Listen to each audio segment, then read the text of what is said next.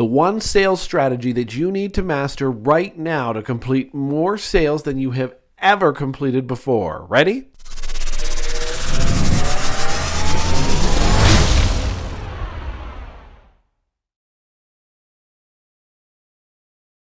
Welcome to This Baker Life, and we are talking sales, and we are not just talking any sales. We're not talking sales people that can't do the job. We're talking you, top performer, somebody who's ready to take your sales to the next level. Let's do it. I know you're itching to get to this acronym because this acronym will help you.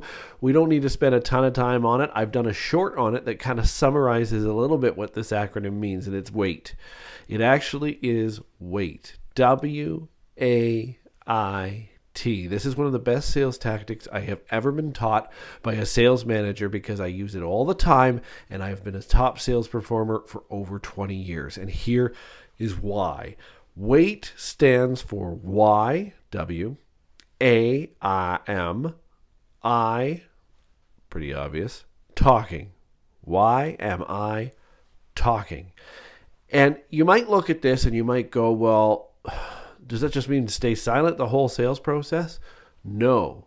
But one of the biggest things that happens to a salesperson in their career is they get so wrapped up in the product's solutions, the product's features, they want to verbally just get everything out. Every feature they've learned, every solution they've seen work before, they want to get it out. This worked for another client, you're going to love this. This worked for another client, you're going to love this. This feature is going to be the best for you. But here's the thing. How do you even know that? If you're just having your first conversations with a client, even if you're having a second or third meeting, sometimes you just have to listen. And that's what this acronym means. It is a way for you to ask yourself to wait, to avoid that temptation of over talking. And there are so many salespeople that do this. Awkward silence bugs them so much that they have to verbally just get everything out about the product and try to convince the client to buy. The problem with that is the client has no interest in buying because you haven't even started listening to their needs. And so if you're somebody who says, hey, you know what? I sell the same product as the salesperson to the left, and she sells way more than I, and I don't understand why that is, it's probably because she waits. She asks herself, even inadvertently, even if she doesn't know this acronym, she asks herself, why am I talking? Let them answer. There is nothing awkward about silence. They have to think about their answer. They have to know what is going to be the thing that works best for them. What will you have to fill that problem, to solve that problem, to give them that solution? You cannot give them a solution to a problem you as a salesperson do not know about. So if you are somebody that just assumes they have problems that they need solved, that your product solves, but you don't know for sure that that's their main problem, that's your main problem because you didn't ask questions, or even if you did, you didn't feel comfortable enough for the silence to allow them to think of the real reason that they need this product potentially that you can provide a solution for. So this is what's key to this strategy. The key to wait is to actually wait. Ask yourself, why am I talking? And then wait for their answer. So asking an open-ended question like, what are some of your top things that you need to solve in your corporation today? And you might get 30 seconds of silence, and that's okay.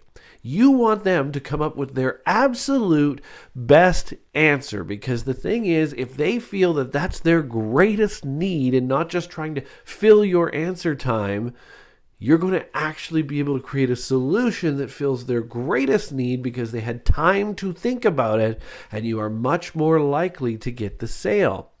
The other thing is, while asking why am I talking, make sure you are listening at the same time. It's one thing to stay silent so that they can answer your question, but then if you don't listen to what they've answered and then tailor your solution to that answer, you're still not going to get the sale. But the main tactic here, the main thing we need to practice, the main thing we need to resolve as salespeople is the over-talking. Some telemarketing salespeople are the worst at this. They just go from the moment you pick up the phone. And what do? You either hang up or you tell them not this time or whatever it may be.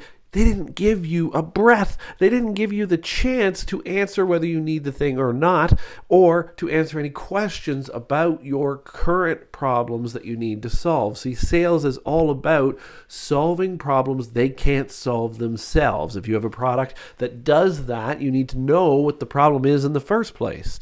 So this is where you really need to use wait. Why am I talking? Ask yourself this every single time you ask a question in a sales meeting. Ask yourself every single time they're talking to stop yourself from talking. If you interrupt a client and you don't get the full answer, you could be just missing out on the one thing that solution is going to provide. You weren't quite listening, and all of a sudden you don't fill that problem's need. And when you don't fill that problem's need, you don't get the sale. So to get the sale, bottom line, here we go, under 7 minutes. Yes, we finished it. W-A-I-T, wait. Why am I talking? Ask it during silence. Ask it when you're about to interrupt somebody because you think your solution is there. Ask it to yourself. And bottom line, listen, and you are going to nearly double your sales.